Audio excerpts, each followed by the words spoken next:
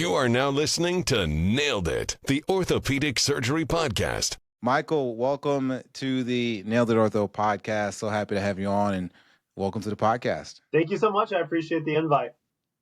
Yeah, and today it should be an interesting episode. I'm looking forward to discussing a variety of topics. We're talking about physician contracts, and we were talking briefly before we started this, but this is like one of the things that we don't necessarily learn while we're going through our training, right? We learn all the medical stuff, but we don't really learn the business stuff until it's like time to sign the contract, and it's a little bit too late. So I'm looking forward to us discussing a couple things today. I agree completely. Like, y'all don't get enough training on the business and legal side of medicine. You should be well equipped. So let's see if we can close the gap on that as much as we can with this podcast. But there really should be more, and I think that maybe we both have a passion of trying to close that gap. So let's try. Yeah, and so let's just start off. So in general, how should physicians think about contracts, right? When I remember, for example, starting off when I was in residency, I was like, man, contract is going to be this 40 long essay that I'm going to have no idea when I'm reading through, and I didn't really know 100% of what to expect. So what should physicians kind of expect, and what is this whole thing what does this entail? Yeah, very good. So a big picture on physician contracts, it really boils down to three big questions. Okay. Number one is, what are you required to do?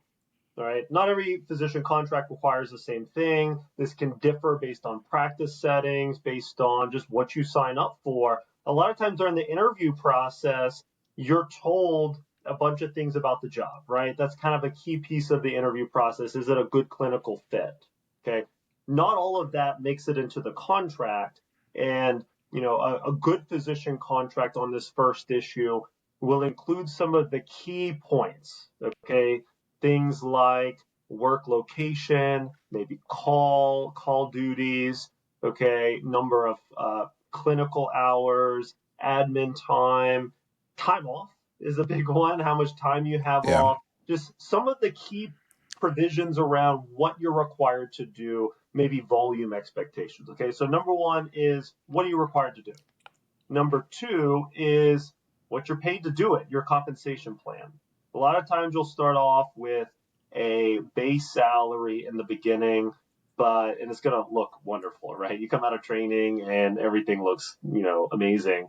But you got to push past that, because most physician contracts actually compensate physicians based on volume.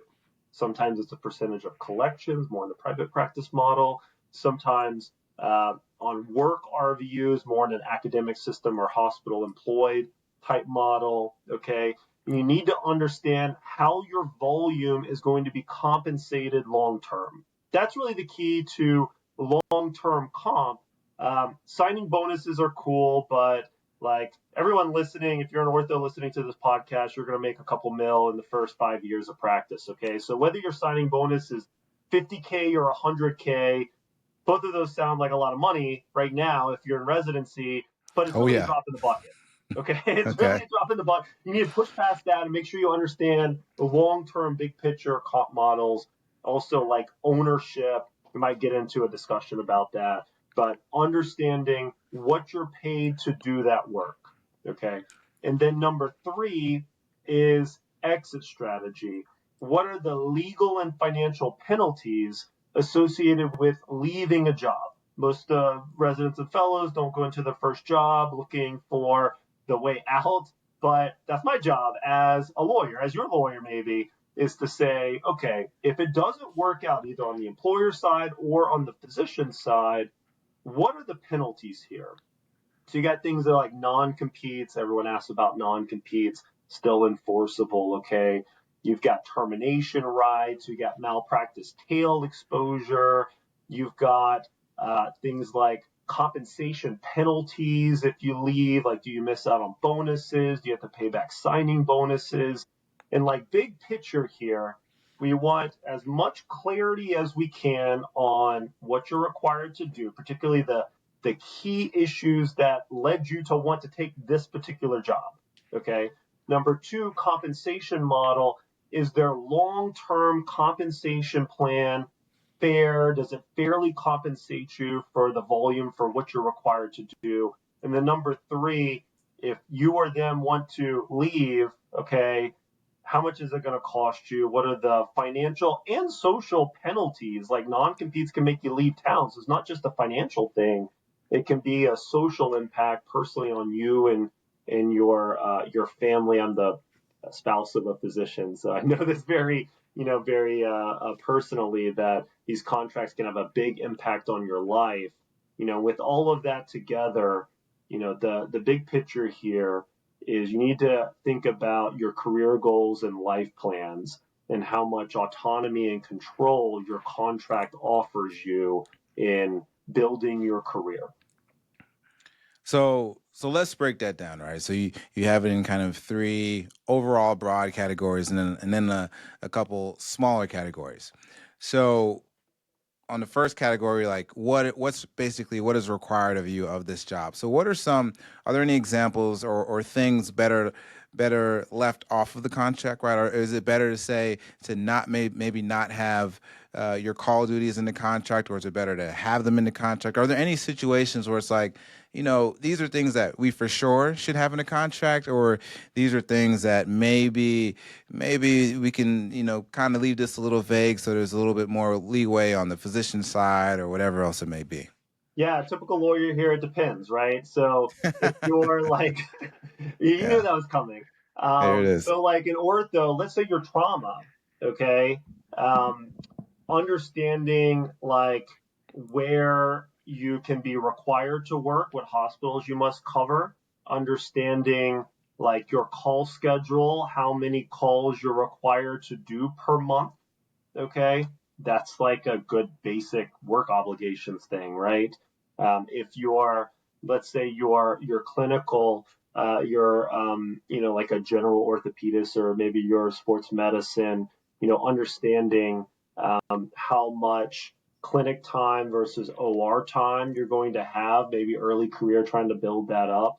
Some of those things can be in the contract, sometimes not. It really just depends on your personal situation. So, like your example on call, okay, for orthos and call, I like to think about practice settings first.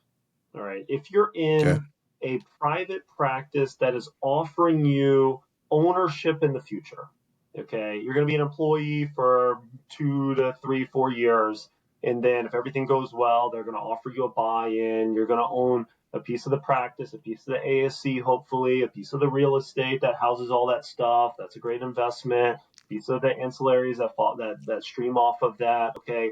If that is part of your future, I typically don't negotiate work obligations very hard. Mm. You're really there to prove that you are deserving of an offer of ownership. All right. So if you go in saying, hey, I don't want to take any more than 5 calls per month, then the owner's going to be like, all right, we'll bring you in under an employment contract that probably doesn't pay you very much, or we're just not going to offer you ownership in the future. If Right. that's what you want, like you might not want to cut your legs out, right? But if it's, let's say, a hospital employed position, I've seen hospitals dish out call unevenly. All Mm. right. And that can be very painful. There's a lot of pressure on hospitals, especially in orthopedics, to keep everyone happy. And the more senior physician might have a bit more leverage than you, and having Yep. something like evenly distributed call or call caps. For example, I had a client who's in an academic position where there was 8 in the group, so call was Q8. Yep. Then within 6 months, there was 4 in the group. So there was a discussion, okay, who's going to cover that call? And if the contract doesn't have any caps, then now you're covering that call. And if you don't have call pay in there, then you're now doing that for free. And that can Yep. be very painful. Really just depends on the situation. Another big one is work location. If you work for let's say a hospital system that has multiple locations, all right, and they feel like there's more of a growth opportunity at the hospital that they just acquired 45 minutes away. All right, I dealt with this like 2 months ago. They might say, you know what, your contract says that you work at this location or any other locations that we would like in our sole discretion. All right.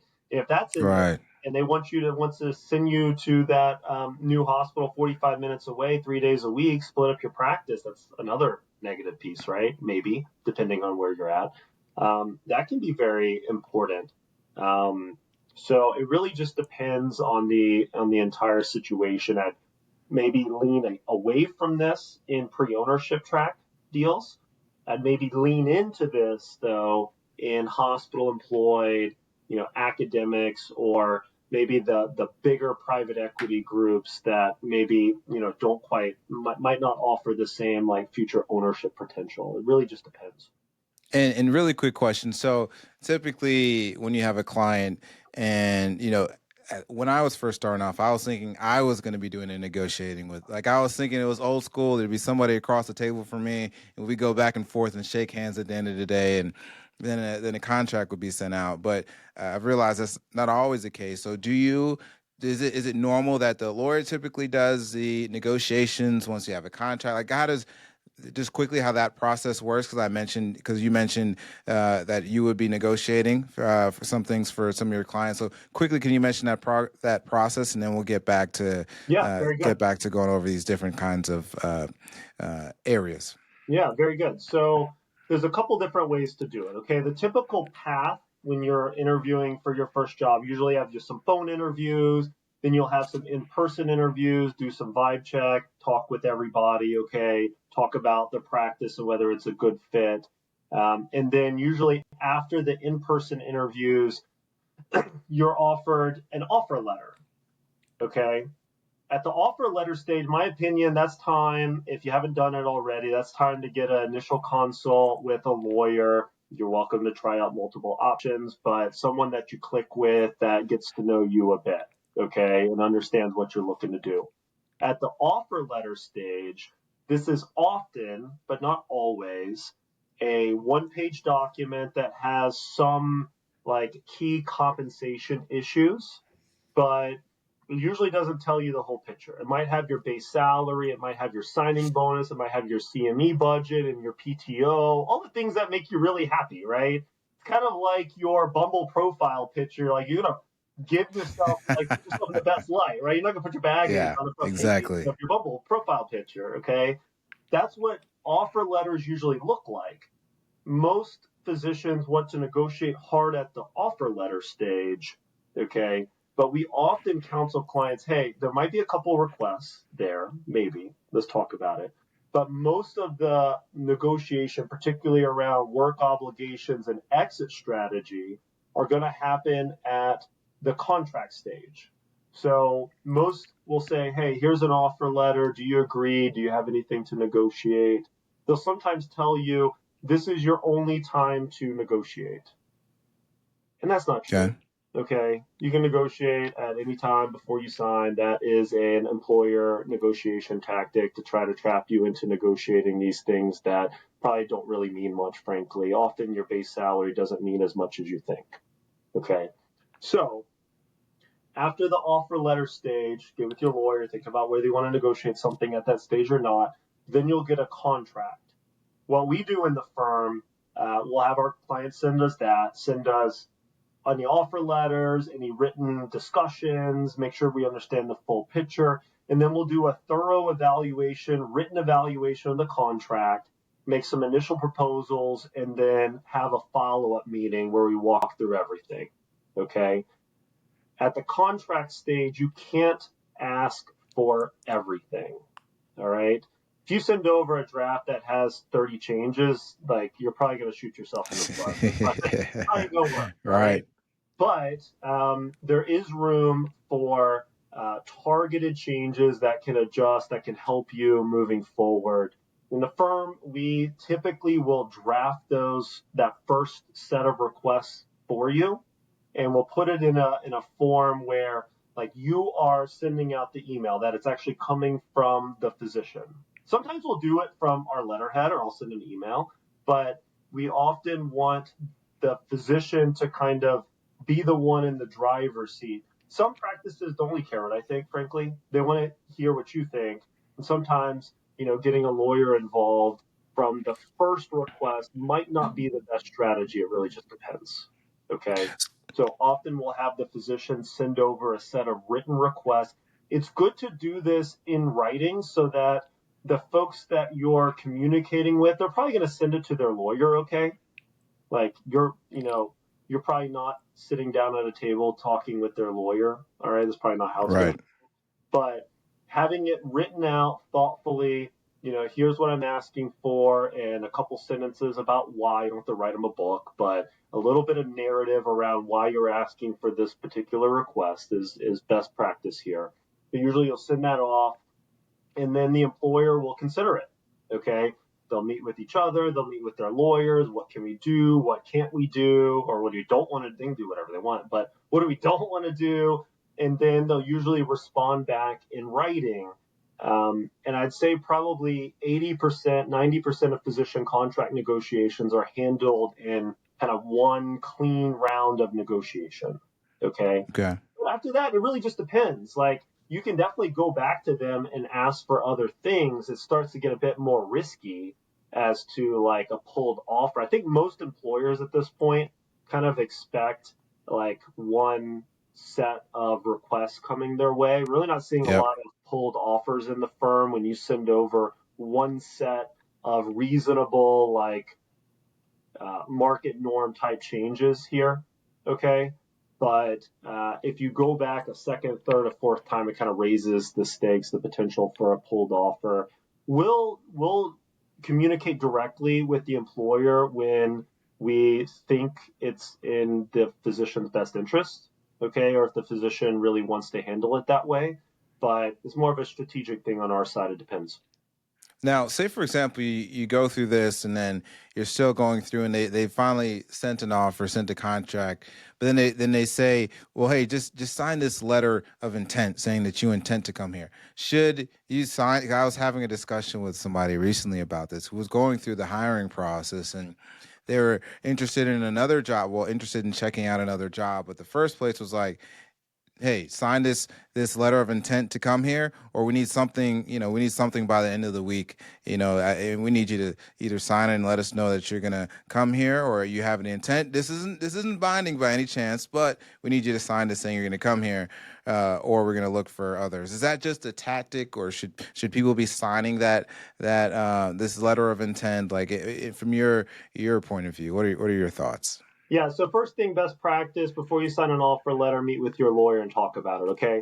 Yeah. I'd say, so when I started my practice, 2019, focusing on this, the first about 100 offer letters that I saw were non-binding, okay? It was just a general statement of some of the basic provisions, and it didn't require anybody to agree to be employed, and a contract was coming next, all right?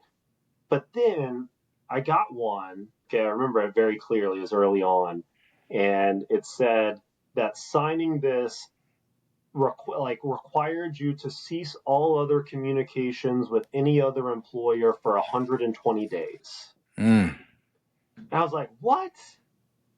Like, no, that's not true. So like that can't be the case. I've seen some with odd language, like you agree to sign the employment agreement, which will be forthcoming 2 weeks before your employment. It's like, no, don't do that either, because you still need to know, you got to understand what's in the contract before you agree to take the job. There's a handful of employers that will say, okay, here's the offer letter, and we'll have the contract like handled, and we'll see you on your first day of work, but we'll handle it then. And I think, no, that is not the right strategy here. If you experience that, then again, get with your lawyer. But I really don't think that's a good idea on how to navigate. Now, whether you sign the offer letter or not, I don't really mind. Okay. What I think is fair for everybody is if when you respond to the offer letter, if you indicate clearly that you would like to see the employment agreement, you would like to see the benefits package and any compensation plans, and maybe even any employer policies and procedures, because you would like to understand the full picture before you make any final decisions. I'm super excited about this opportunity and I look forward to next steps. hugs and kisses, Dr. Cole, press send, and then Right. hopefully they send, everything else. So now you're like Yeah. signaling to them, I want to understand everything before I make a final decision. Sometimes in that email, we draft these for clients, but we'll say something like, I might have some additional requests for clarity or potential adjustments to the contract, but I'd like to have everything in front of me before I make any final decisions. And if you set it Okay. up like that, now no one's surprised. No one should be surprised when you send back a few requests. Okay. In a negotiation, I don't want any of my negotiation opponents to ever be surprised. People make bad decisions when they're surprised, emotions get involved. So if you signal it like that, you're usually in good shape.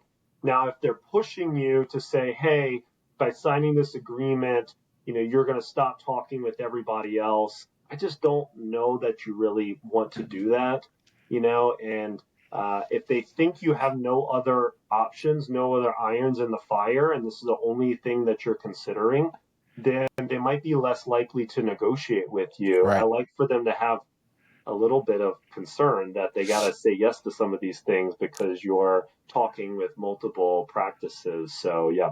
Yeah. Yeah. No, I totally agree. I think anybody listening, you should definitely have a lawyer look over something before you sign a contract that's given to you, even from a hospital or academic practice or whatever it may be. And on that point, we mentioned it a little bit earlier, but can you briefly talk about what are some of the big differences that you see in contracts between, these different practice groups, right? We'll say like the hospital employed physician versus the academic employed physician versus like the large private practice group employed physicians. What are some of the differing things that you see between those three? Yeah, very good. This is very important consideration in physician contracts because they're not the same between practice settings. One quick note on offer letters, Yep. okay? In academics, sometimes the last thing that you sign is styled at the top offer letter, or maybe memorandum of offer, or something that is not contract. For whatever reason, they don't always like to say contract on the last document that you sign. Okay. So in academics, don't fall into this trap, okay?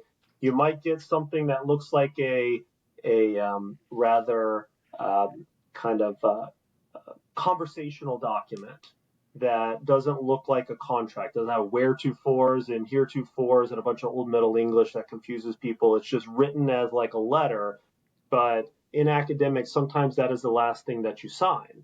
Okay. Sometimes in academic deals, they will like attach, they'll link or cite to external documents, policies and procedures on IP, on non-competes, on termination rights, and you got to go pull those documents in because that is your contract in an academic setting. Okay. Okay. Your academic offer letter might be 4 or 5 pages, but then it cites to all these things. We got to pull those in, understand what's there. We can negotiate those things in those external documents, okay? But we got to pull those in because that makes up the legal relationship between you and the employer. So important distinction when negotiating academic deals versus other settings. But when we're looking big picture on practice settings in the firm, we really see 3 main categories, okay? First is what I'd like to think of as classic academics.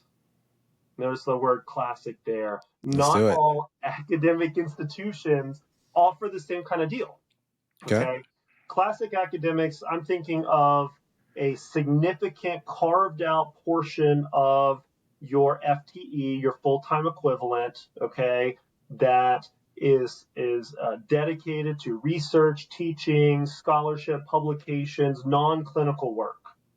Ideally, in a classic academic setting, it will be styled as, let's say 70% clinical, 30% academic, or 80-20, or 90-10, or 50, whatever it is, okay? You can negotiate those percentages depending on the situation, okay? People say academic deals are not negotiable. Nonsense. We've negotiated the percentage of academic carve-out regularly. Like that is a common negotiation point, okay? Good point. Now, We also, on academic deals, will want to see a compensation plan that actually compensates for the academic piece. Okay. Some academic deals will only want to pay you for your clinical work and will want you to do all this other stuff for free. Not a big fan of free work, and you got to watch out for this because sometimes, we'll see academic docs that are like burning out and coming to us looking to change jobs, and this is their story. They say, I'm 80% clinical, 20% academic, but in reality, I'm 80% clinical and 80% academic. I'm doing more than one and a half of a job, and I'm only paid for half of it, and that's not fun. Okay. So what are some of those things that they can get paid for from the academic side, right? At least when you think academics, you're thinking, okay, we're doing research papers. I'm teaching residents if I'm at an institution like that. So what are some of those little, those categories that you can put in there that I should be getting paid for this? Because that's something I never thought of. Even though I'm not academic, but I've done a couple of podcasts, but that point hasn't been brought up before, which I think is a good one to talk about. Yeah. A really good academic deal, let's say you're 80-20, okay? Let's say you're an ortho and you got a starting salary, let's call it 500 for easy math. I'm a lawyer. I like easy math, okay? So Great. Ideally, we would have 400,000 of your starting salary based on your clinical component, and then 100,000 dedicated to supporting your non-clinical endeavors, okay? And then also it's ideal if there's a time carve out, if it's kind of like explained somehow in the contract when you're going to have that carved out protected time. Okay. Because sometimes they'll say 80% is clinical, but we're going to have you work 5 days clinically. And yeah, you got 20% academic, but like do that on your nights and weekends and holidays and during your time off. I don't want that either. Okay. Right. So we want compensation. Usually it's a flat salary component for your clinical work, and we want it to be about compatible with everything else that you do. Okay, we don't want you for that 20% to be paid 20 grand when that 80% you're paid 400, because now that's going to lead to a little bit of conflict. A lot of academic deals, they don't offer you equal comp for your time for these, but we often try. We don't always get it, but we often try. And then also in academics, okay, if you're 80% clinical, making 400K base salary from that portion, we want your volume expectations, your work RVU expectations to match that. Sometimes in academics, they'll say, yeah, you're 80% clinical, 20% academic, and here's your volume, and then your volume expectations, and then we go look at the MGMA data, and their volume expectations match a 1.0 clinical academic doc. And it's like, oh, you're just trying to jam 100% of volume into 80% of time, and then also not really, pay me on the other side. So negotiating the volume expectations for your clinical portion of your FTE is a very commonly negotiated clause. We don't always get it, but we've gotten many changes to that volume expectation. And then in academics too, you might have a base volume expectation plus a productivity bonus. If you got that, then now negotiating your volume expectations for your clinical component can be a big boost to your total comp. So let's say, again, for easy math, 500K total salary, 400 clinical, 100 academic, $50 per work RVU is your rate. That's a little low in ortho, okay? Yeah, but it is. Easy math right now. I'm the lawyer. Yeah, it's okay. It's easy math. So I like that it. would be obviously 8,000 work RVUs for that 400, right? So if they said 10,000 work RVUs, maybe you want to negotiate that down. But if you happen to do 10,000 work RVUs, then it would be nice if you got a productivity bonus component from your clinical work that really recognized going above and beyond, obviously doing that much, that'd be another 100K in comp. But that's a good starting breakdown for, the basics of negotiating academic deals. Another thing on academics that is coming up right now, we're recording this podcast March 12th of 2025. There's a lot of changes in NIH grant funding and research funds. Okay. So the Trump administration, one of their goals is to cut a bunch of costs, right? I don't think that's pretty obvious. Yep. And one of the targets has been NIH grants. All right. February 7th, they issued a rate change notice that basically drastically reduced the amount of funding supported for research grants that really drive a lot of academic medical centers. So we're talking like massive cuts. We're talking like billions of dollars in cuts. Yep. So far, as of March 12, 2025, a court has ordered a stay, a preliminary injunction, a pause, essentially, in those federal cuts. But I think down the road, the administration has made it clear that cutting research funds is something that they want to do. So it'll be very interesting what happens in the trickle down to academic contracts. Okay, because there's less research funds available for academic carve-outs to pursue those endeavors, then we might see a lot more like 100% clinical contracts in academics. I had a meeting with a client this morning that said their home institution instituted a hiring freeze, like literally now. Due to some of the grants or the cuts on the grants and things of that sort. Yeah. Man. Yeah. It's real. like very important issue right this moment. But if in the current environment, from a firm standpoint, we're pulling back on negotiating hard for more academic carve out time in contracts. And some academic contracts will also have like a research fund startup portion. They'll say, you have your salary plus you have 25 grand or 50 grand per year for 1 to 3 years to fund your research.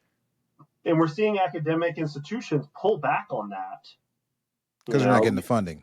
Because they're afraid they're not going to get the funding. So very tough moment right this moment to be looking in academics, but I hope that changes. But we'll see where it goes.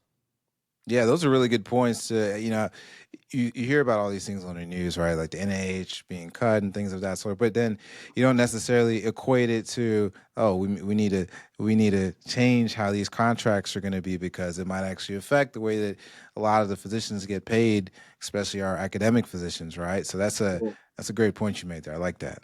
Yeah. I had another client, a couple of weeks back, and their employer said, "Hey, look, I realize we agreed to these certain compensation, promises, and it was like a longer, contract. Like the details around comp were spelled out for like 5 or 6 years. It was a pretty good contract, And they said, look, if we get cuts in funding, we might not have enough money to support this. So I think there's going to be some turnover in academics. We'll probably see some academic docs, unfortunately, not have funding to fully support, their practice. For example, let's say you had 10 docs in a group and everyone was like 80-20.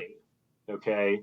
Then if there's not enough funding, there might not be enough full clinical work to support all of those docs if there's no funding. So it wouldn't be crazy if an institution said, well, we might not have funding, so we might institute a hiring freeze, and we might consider actually, maybe even letting go a couple docs if we don't have the money to support it. But we'll see where this goes. I don't want to get everyone all freaked out about it, but we'll see. and so those are some of the things with some of the academic institutions. What about that? We still have the hospital and then the large private practice. We know they're smaller private practices, but those aren't as common nowadays as more of the larger private practices, because most of these big kind of hospital systems are buying up a lot of things. But what are some of the differing things between those? No, very good. So 3 big categories. We got classic academics. We've got independent physician-owned private practices that are offering future ownership. Okay, those opportunities, unfortunately, are dwindling a little bit. Private equity buying out practices, hospitals buying out practices. If an orthopedic group doesn't own their own ASC, I see it very, very challenging under the current payor models to remain independent. Okay. But second category, independent physician-owned private practice offering ownership in the future. And then number three is what I think of as perpetual employment. Okay, this is employment in large academic centers where you're 100% clinical. Okay, this is hospital employed positions, no academic piece. You're 100% clinical, you're working for a hospital system. And I see a lot of similarities in private equity owned practices, especially the bigger private equity owned practices where, in perpetual employment, let's look at that first and we'll come back to independent let's go for position. it. Okay. So perpetual employment, most of these contracts are structured as you get a base guaranteed salary for some period of time, 2 years, 1 year, 3 years, something like that. And then afterwards, you're going to move over to a pure or almost pure volume-based compensation model.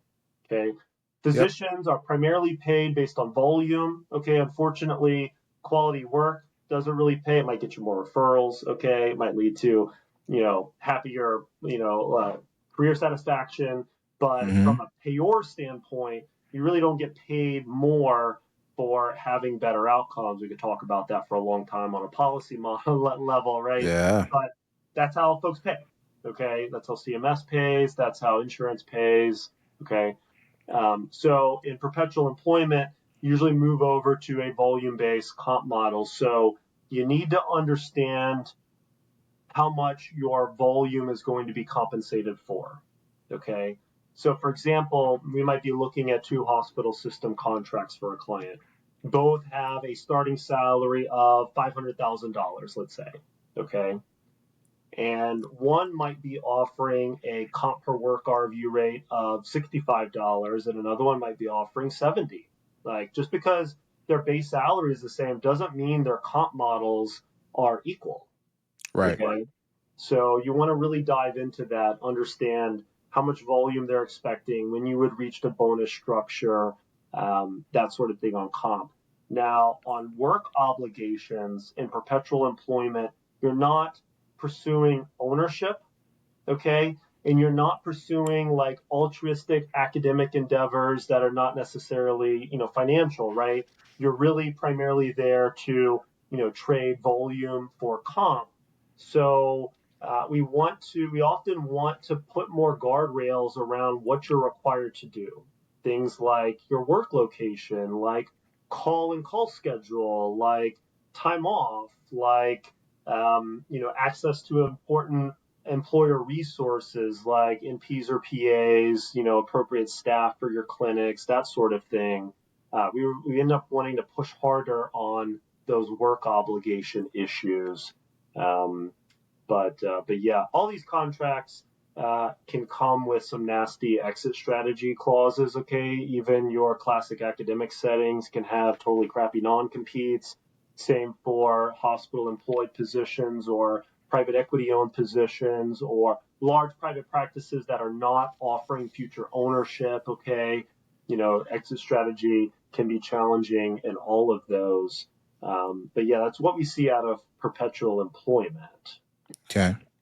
But looking now at independent physician-owned private practices, you'll often start off with a lower than hospital-employed starting salary. Yep. Okay, don't always get the same. And we have to talk through that with a lot of clients. They say, hey, my friends all got 550, 600. Like, why am I getting 450 or 400 or 350? No, I went through the exact same thing. I had, when I was doing my job search, I had offers from hospital-based systems, kind of academic models, and then private. And the range was very interesting. It can be wild, right? The initial sticker shock is like, whoa, like this is half. Like, what am I doing? I was like, this is way different. What's the deal, right? Yeah. So let's dive into that a little bit. So I don't mind if you get offered less in the very beginning, but the future needs to be very bright. Okay. So let's say you're offered $350,000 base salary for the first 2 years. And then after that, there's an expectation that if everything goes well, you're going to be offered ownership in the practice. Okay. So far and away, the highest compensated orthopedic surgeons that I see are owners of independent private practices that own the ASC, that own the real estate, and that have very lucrative like ancillary revenue streaming off the practice. Mm-hmm. All right. That's really where you get to the upper like single digit percentiles in your specialty from what I can tell, from what I see in contracts. Okay. But to get there, you're probably going to have to take a little sacrifice during the first few years, okay? When you're evaluating these deals, look past the base salary. You need to understand how long is the pre-ownership track, okay? It needs to be enough for you to build your practice, but it shouldn't be so long that you've like built up and you've built a beautiful practice, but you're still being paid beans for it and waiting around for an ownership offer, all right? So like 2 or 3 years is usually a good starting point to consider here, okay? You need to know how much you're going to be paying to buy a portion of that practice, okay? You also need to know what you're buying.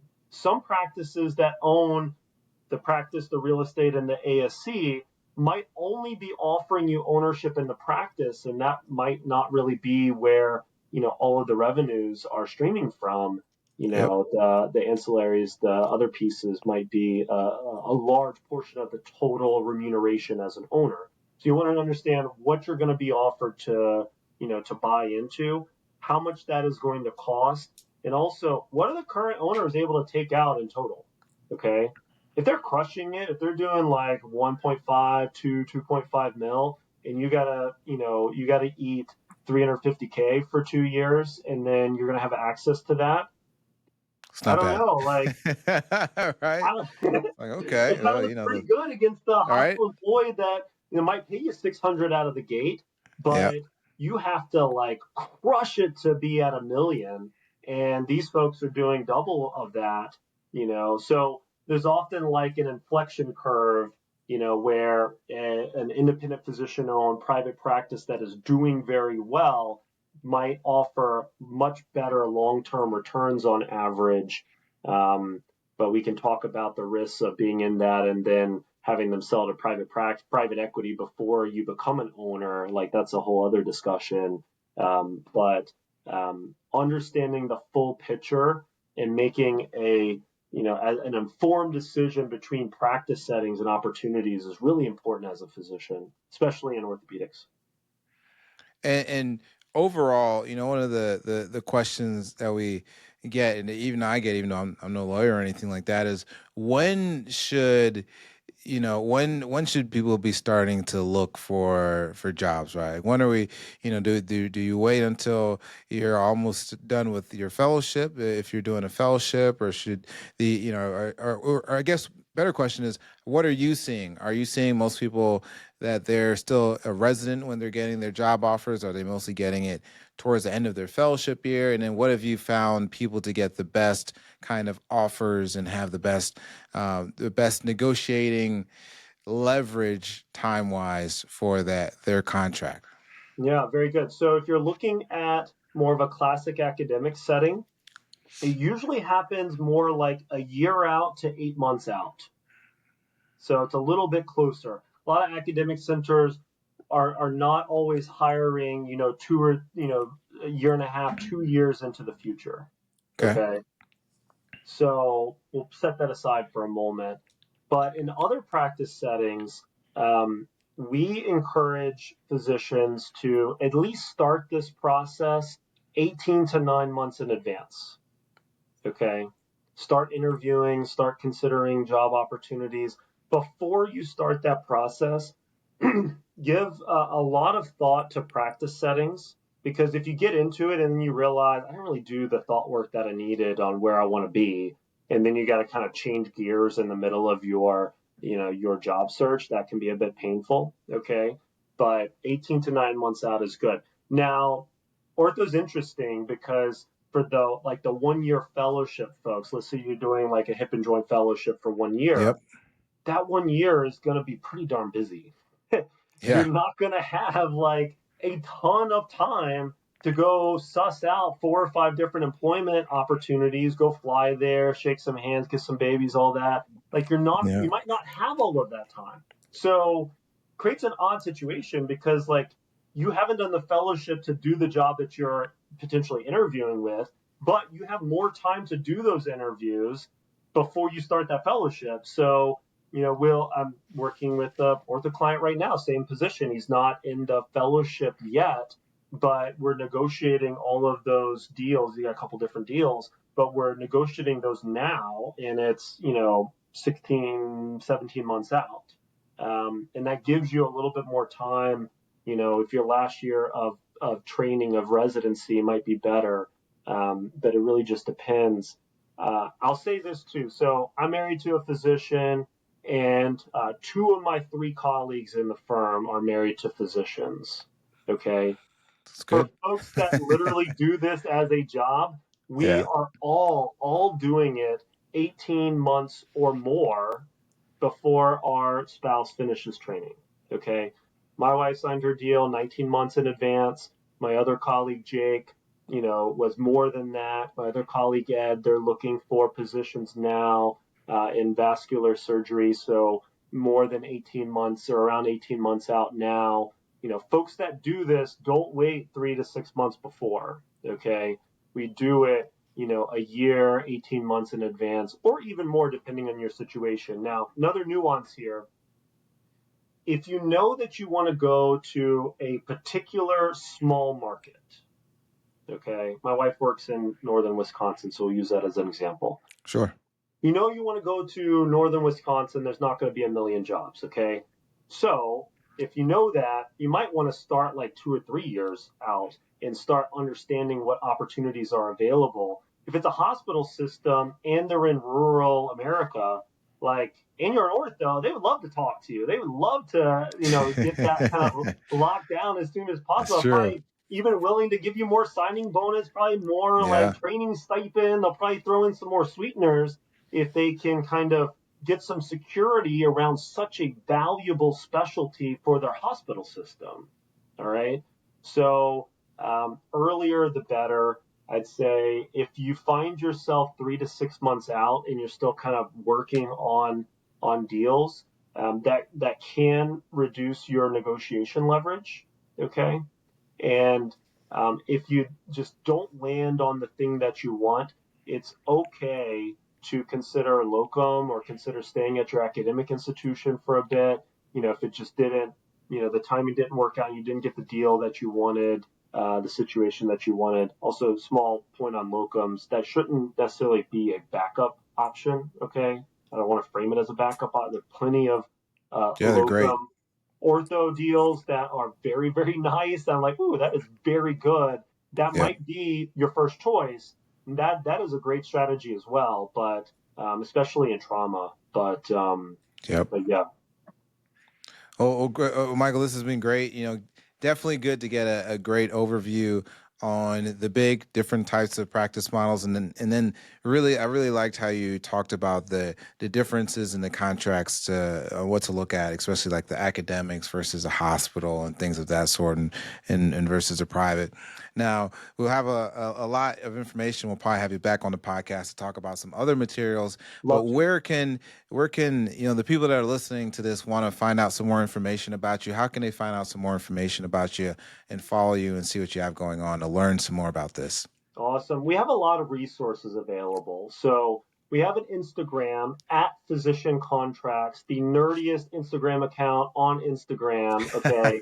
We post a bunch of tips about physician contracts. I think we have like 1,300 posts, just, everything that we're dealing with in the firm that we learn about physician contracts. We try to share everything that we can. Okay. So love a follow there and check out the resources. Check out my website, michaeljohnsonlegal.com. We have an active blog section with a lot more information. But if you really want a more encompassing educational opportunity, I also have a course, Mastering Physician Contracts. It's at physiciancontracts.com. and it's approved for CME credit, which is nice. Good. And it's a 8+ hour course that really dives into all the nuances about physician contracts. I tried to structure it as the educational piece I would love for every resident and fellow to do in like a weekend, or maybe spread it out over a couple weekends. Pull your spouse, your partner, your main squeeze in to get them educated as well. Get some help in there, okay? But consider the course so you really understand the like foundational piece, the legal and financial, considerations around how physicians contract for their work. And there's a whole written component there as well as like a lecture component, and an interactive component where you can ask me a bunch of questions. So I'd encourage people to check that out as well. And then also, obviously, we have the law firm. And I would encourage, you don't have to use me or our firm, but I would encourage every physician to bring on a lawyer that knows physician contracts. Okay. Your uncle that does real estate, or your, friend that does divorce law, like, they probably don't know the ins and outs of physician contracts, to be honest. And there's a lot on the line here. You got multi-million-dollar contracts that y'all are signing. So I encourage you to not wing it and get appropriate guidance through this process. Well, Michael, again, it's been a pleasure having you on, and we'll see you again soon. And we'll put links to all of those in the description of the show for those that are listening or watching on YouTube, that you can click and find some more information about the course, as well as just see about your law firm as well. So again, thank you so much for coming on the podcast. It was a pleasure talking to you. Thank you so much, my friend. I appreciate it.